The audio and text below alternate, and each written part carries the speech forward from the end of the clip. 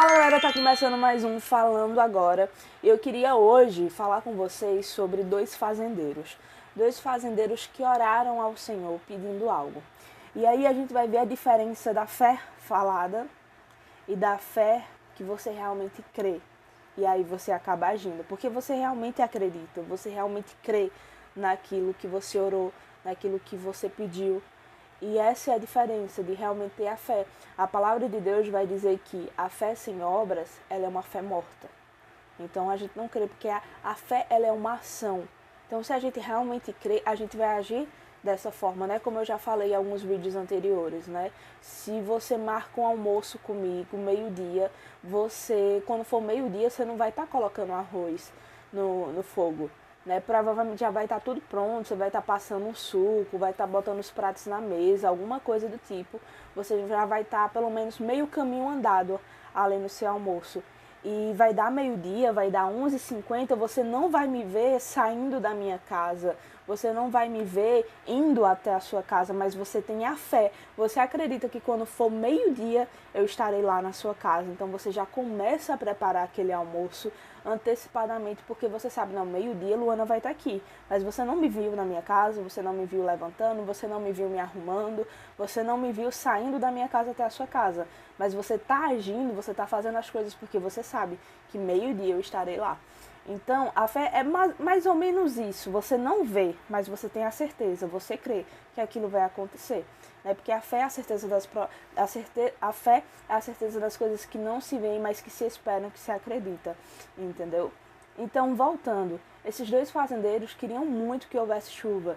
Então, os dois se ajoelharam, cada um em suas roças distintas, né? Um fazendeiro aqui, outro ali. E os dois se colocaram de joelhos, se ajoelharam e oraram. Pediram, Deus, manda chuva, por favor, para minha terrinha. Manda chuva, Deus, eu te peço em nome de Jesus. E aí, um fazendeiro, ele foi, deitou na rede e dormiu. Foi dormir. Ele orou pedindo a chuva, mas ele deitou na rede e foi dormir. O outro fazendeiro fez a oração pedindo a chuva a Deus. E ele simplesmente, quando terminou a oração, ele foi para a roça, ele foi para a terrinha. Ele estava na roça, né? No caso, ele saiu da casa, foi para o terreno e preparou a terra. Ele preparou a terrinha ali dele da roça para receber a chuva. Ele terminou de orar e ele já foi preparar a sua terra. Destes dois, você acha que qual realmente creu? Qual realmente confiou ali, teve fé? O que foi preparar a sua terra? Um, ele orou, ele pediu a Deus, Deus, manda chuva. Mas ele não se preparou. Então ele não creu realmente que Deus mandaria chuva. Ele não creu na oração, ele não teve realmente fé. Mas o outro, assim que terminou de orar, ele confiava. Ele tinha a crença, ele cria que Deus mandaria a chuva. Então ele já foi lá preparar a sua terra para poder receber a chuva. E aí eu te questiono, qual desses dois será que recebeu a chuva? Obviamente aquele que realmente creu, confiou no Senhor. Então, às vezes a gente está dizendo que crê, que confia, que descansa, que não sei o que, mas as nossas atitudes, as nossas ações não condizem à nossa fala. Às vezes a gente está falando demais. Perdão. Às vezes a gente está falando demais. Mas as nossas ações não comprovam as nossas falas. Não está condizente, não está compactuando as nossas ações com as nossas falas. Nós temos que crer, nós temos que confiar e agir dessa maneira. Agir da maneira confiante, agir na maneira que, não, eu creio no Deus que eu sirvo. Eu creio na oração, eu creio no que está escrito, eu creio na palavra de Deus, entendeu? Então, assim, para você hoje, fica esse meu conselho. Ore, creia, confie e que as suas ações comprovem tal coisa.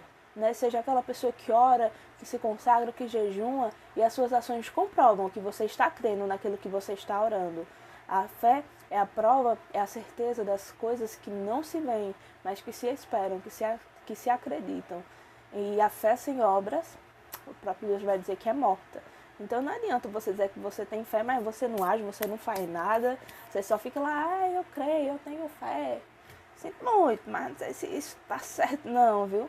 Então, que a nossa fé, ela venha ter obras, ela venha ser uma fé viva E entenda uma coisa, se você está um pouquinho fraco na fé, comece a ouvir a palavra de Deus, comece a ler a Bíblia, comece a ouvir pregações. Por quê? Porque é dessa forma que você vai alimentar a sua fé. A palavra de Deus vai dizer que a fé vem-se não pelo ouvir e ouvir da palavra de Deus. Então, para que a sua fé ela comece a aumentar cada vez mais, você precisa ouvir cada vez mais da palavra de Deus. Da palavra de Deus. Então, sua fé está ficando um pouquinho pequena, está na hora de você começar a se abastecer. Está na hora de você começar a ouvir a palavra de Deus. Está na hora de você começar a orar, você começar a viver uma vida de comunhão. E lembre-se, ouça e comece a praticar. Deus, Ele quer operar coisas lindas e maravilhosas. O poder do nosso Deus não mudou, meu querido e minha querida. Ele é o mesmo ontem, é o mesmo hoje e será o mesmo sempre. O mesmo Deus da Bíblia que você vê operando milagres, maravilhas, fazendo o paralítico andar, o cego enxergar, o surdo ouvir, o mudo falar, Ele é o mesmo Deus de hoje.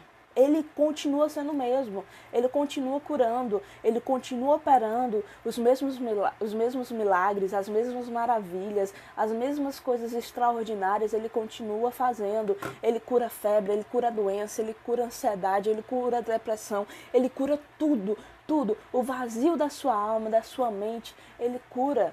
A sede que você tem, ele chegou naquele posto e disse, você teve não sei quantos maridos, né? Mas eu te digo uma coisa, mulher, se você beber da água que eu tenho, nunca mais você terá sede. Então, assim, ele supre tudo. E ele continua sendo o mesmo. Você sabe, às vezes a gente diz, nossa, mas nem parece que é verdade. Sabe o que acontece? O poder do nosso Deus, ele não mudou. O poder do nosso Deus não mudou. Você sabe o que mudou? Foi a nossa fé. O que mudou foi a nossa crença. Ele não mudou. É a gente. É a gente. Ele continua operando. E se você crê, ele pode fazer na sua vida. Você assistindo esse vídeo aqui agora, se você crê, porque Jesus já levou sobre si todas as nossas enfermidades. Ele morreu naquela cruz, ele levou sobre si todas as nossas enfermidades, todas as doenças. Você não precisa ser curado, você já foi. Você precisa tomar posse da bênção que ele já te deu. É como se você tivesse um carro, né, explicar um pouquinho para vocês. É como se você tivesse um carro, você recebeu um prêmio, você tem um carro, só que aí você tem esse carro, mas você não vai na concessionária retirá-lo. Então você tem, é seu, tá no seu nome, te pertence, mas você não toma posse, você deixa lá. Da mesma forma é a cura, da mesma forma é a libertação. Ele já te deu a cura, ele já te deu a libertação, ele já te deu a transformação. Tá lá, você só precisa pegar, tá no seu nome. Ele já te deu, ele morreu naquela cruz por você. Talvez você diga, é conversa fiadinha. Eu também já me iludi muito com isso, cara, já me iludi muito. É conversa fiadinha, de crente, não sei o que, blá blá blá, que Jesus me ama, tem um monte de gente no mundo, Jesus morreu só por mim. Ele morreu por todo mundo, ele morreu por você. Ele sabe teu nome, ele sabe cada fio de cabelo que você tem. Se você for careca, ele sabe que você é careca, entendeu? Ele te conhece por completo. Ele morreu naquela cruz por você. Ele já te deu a bênção. Eu te faço uma proposta. Agora eu e você aqui, eu te faço uma proposta. Faça o teste. Faça o teste com o Senhor. Se relacione com Ele. Creia, confie, se deleite, se aproxime de Deus. E depois me diga o resultado disso. Eu quero que você me diga. Eu quero saber. Eu digo, duvida, irmão. Você vai se apaixonar por Deus. Você vai dizer, meu Deus do céu, eu tô curado, eu tô liberto, eu tô transformado. Você nunca mais vai querer voltar pro mundo. E ainda digo mais, se ainda assim você cair, você sentir aquela tentação e você acabar caindo, tem uma canção da pastora Fernanda Brum, que, nossa, é um dos meus louvores favoritos na igreja, irmão. É um dos louvores que eu mais canto. O povo olha pra mim e já diz, acho que já veio aqui na minha testa o louvor, o que a tua glória fez comigo, que fala o seguinte, quem já pisou no Santo dos Santos em outro lugar não sabe viver. Isso é a maior verdade. Isso é a maior verdade. Quem já pisou no Santo dos Santos em outro lugar não sabe viver. Você pode até tentar, mas você não vai conseguir, porque quem já esteve com o Senhor, quem já pisou no Santo dos Santos, irmão, não sabe viver em outro lugar. Você pode até tentar preencher, mas você nem vai conseguir. Você nem vai conseguir, não vai dar certo. E se você está afastado, eu te convido a voltar. O Pai está te esperando. E para com isso de vergonha. Eu tenho vergonha. Cada igreja, as pessoas vão me julgar, vão não sei o quê. Ô, velho, deixa eu contar um trem pra vocês. Você não tem que ir por homem. Você não tem que olhar para os julgamentos, para essas coisas. Você sabe por quê? Porque Deus, o autor e consumador da nossa fé, Deus, o Deus Todo-Poderoso, aquele que tudo pode, que tudo faz, a gente vai por Ele, a gente volta por Ele, não pelas pessoas. E se ainda que te julgarem ou te olharem, problema delas. Você está indo para a igreja por causa de Deus, não é por causa dos homens, não. Se você estiver olhando só para Jesus, você nem vai notar as pessoas te olhando. Você vai nem notar. E dou um recado para você, nunca olhe para alguém que um dia esteve na igreja e hoje não está, e quando voltar, não olhe com olhar de julgamento, olhe com olhar de amor. E se você conhece alguém que se afastou, manda uma mensagem de carinho, de amor, chama para voltar. Se não quiser, tudo bem, mas no dia que voltar, receba de braços abertos. Deixa eu te dizer um negócio, Jesus veio para essas pessoas, os perdidos. Jesus ama. Jesus quer salvá-los. E a gente tem que demonstrar esse amor. E você esquece do povo, filho. E ainda te digo mais, às vezes o inimigo, ele tenta nos enganar com isso daí. Às vezes é só uma enganação de Satanás, tá? Falo mesmo. Às vezes é só uma enganação de Satanás. Desculpa. Tô me recuperando da garganta. Minha mãe, ela sempre me disse uma coisa. Desde quando eu sou pequenininha, irmão. Pequenininha mesmo. Minha mãe falava o seguinte: Luana, você tome muito cuidado, minha filha. Porque Satanás, ele é mestre em nos enganar. Ele é mestre em nos ludibriar. Acho que eu falei errado. Você entendeu o que eu quis dizer? Ludibriar. Tá certo. Ele é mestre em fazer isso. E ele vem com sapatinhos de veludos, e isso está escrito na Bíblia. Ele é mestre em querer nos enganar, em ludibriar, em nos levar a uma ilusão hard. Mas deixa eu te dizer um negócio.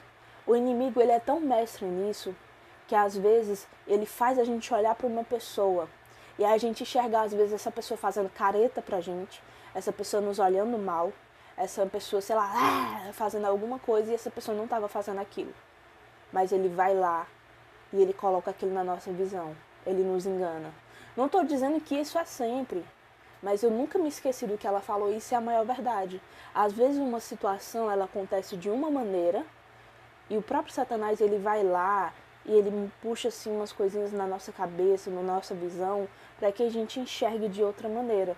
Não é à toa que a palavra de Deus vai dizer o seguinte: se os teus olhos forem bons, todo o teu corpo terá luz.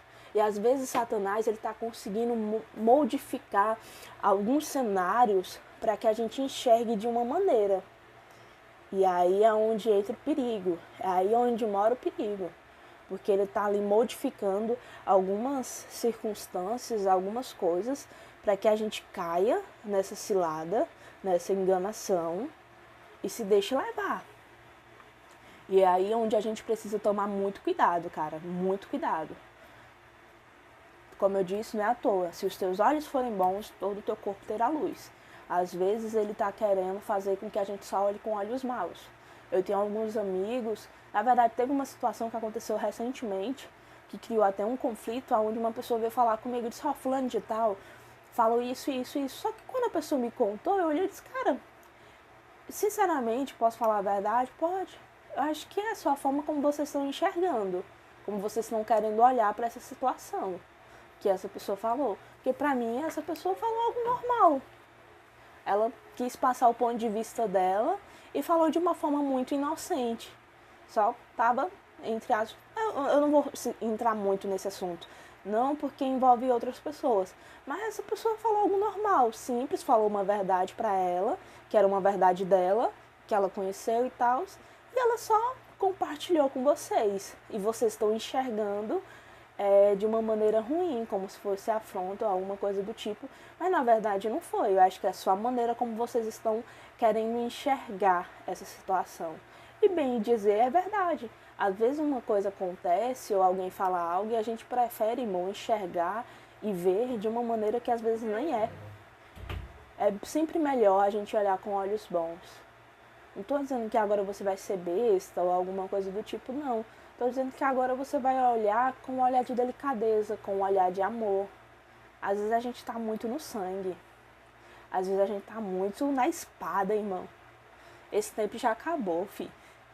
Deixa eu te contar, esse tempo já acabou. Levanta as suas mãos e dê graças a Deus. Porque as pessoas que eu mais vejo que tem a espada na mão para cortar pá, pá, pá, pá. Às vezes, irmão, se fosse nesse tempo, a gente seria o primeiro a perder a cabeça. A gente seria o primeiro. Se fosse no tempo da justiça, do juízo, errou, vacilou, vá! Menino, credo cruz, ainda bem que estamos no tempo da graça. Levantemos as nossas mãos e devemos agradecer ao Senhor por tamanha graça e misericórdia, irmão. Ainda bem que estamos no tempo da graça. E a gente está no tempo da graça, a gente está sendo abençoado com o tempo da graça.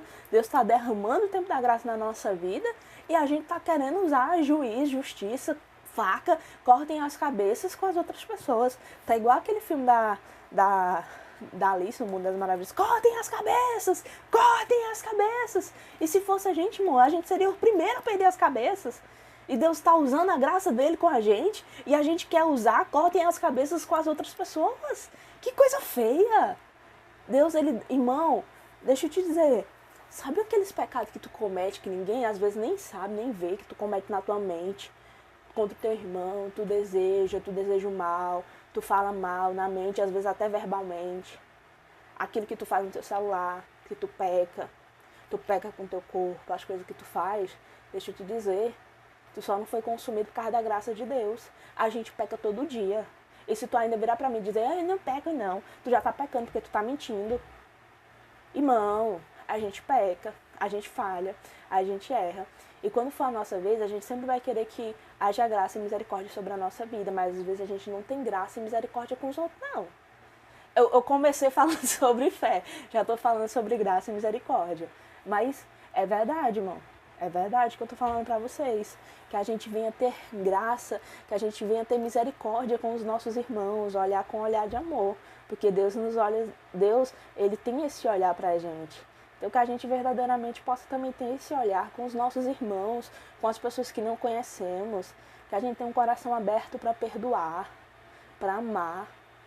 A gente não pode ter um coração duro, não. Uma cerviz dura.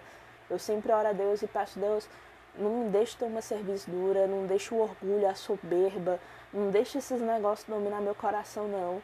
E eu confesso para vocês que desde o final do ano de 2025, Deus ele tem me transformado, não exteriormente, mas interiormente. Eu posso falar para vocês que eu estou vivendo uma das melhores fases da minha vida com o Senhor. Eu acho que eu nunca conheci Deus como eu estou conhecendo agora. Irmão, eu tô parada assim, eu começo a chorar na presença de Deus, porque o amor dele me constrange, a graça dele me constrange, o amor dele, a misericórdia dele. Eu digo, meu Deus do céu, obrigada. Obrigada por tanto amor, obrigada por tanta misericórdia. E Deus, ele tem me moldado, irmão, que tem hora que eu digo, eu tenho nojo de mim. Tem hora, Deus tem me moldado tanto, transformado, porque nós ficamos envergonhados diante dele. Eu olho, eu tenho nojo. Eu digo, Deus me perdoa, porque eu sou feia aqui, velho. Me perdoa que meu coração, misericórdia, Deus, muda esse coração aqui, muda essa mente. E é isso que nós precisamos ter com o Senhor, irmão. Vai ter horas que quando você estiver orando, quando você começar a se examinar, olhar para si, você vai ter nojo, você vai ter repulsa. E glória a Deus por isso, porque isso significa que você está começando a chegar no caminho certo. E aí você vai clamar a Deus por misericórdia, para que Ele te molde, para que Ele te transforme. E é isso que eu tenho orado a Deus e que eu peço que Ele me transforme, que Ele me molde. Então guarde isso no seu coração. Tenha fé, a fé com obras. E não se esqueça, tenha misericórdia, tenha graça. E se você está afastado, volta logo para Jesus. Jesus te ama, Ele está voltando. Não fica do lado de fora não, filho. Jesus te ama. O amor dele lança fora todo medo. Para de ter medo de voltar para a igreja. Jesus te ama. Você não vai para a igreja por causa dos homens, não. Você vai por causa de Deus. E não fica com essa ilusão. Eu vou continuar de casa. Ele vai falar da importância de congregar. Para de se enganar. Para de querer servir a Deus também do seu jeito, querendo que Deus se adapte a você. É a gente que tem que se adaptar a Deus. Negócio de querer que a Bíblia fique se adaptando a gente. Não, é a gente que tem que se adaptar. É a gente que tem que se moldar, se transformar. É a gente que tem que seguir a palavra de Deus, não é a palavra de Deus que tem que seguir a gente, não. Então, com todo amor, com todo coração que eu tenho aqui, volta para Jesus. Jesus te ama. Ele quer te dar a vida e a vida com abundância. Você vai tentar suprir, vai tentar preencher, e você só vai cavar uma cova, uma cova, uma cova, uma cova, e você só vai mais fundo, porque um abismo chama outro abismo. Mas Ele está querendo te resgatar desses abismos aí. Vem logo, Jesus te ama. Deus abençoe. Não se esquece de comentar, de compartilhar, se inscreve no canal, deixa um like aqui, comenta o que é que você achou do vídeo, quais as partes que falaram ao seu coração, experiências que você queira compartilhar. Deus ele te ama, eu também te amo e eu quero ver você comentando, curtindo. Ajuda a fortalecer aqui o canal para que a gente consiga alcançar mais almas, mais pessoas, mais vidas. Forte abraço, Deus abençoe, beijo!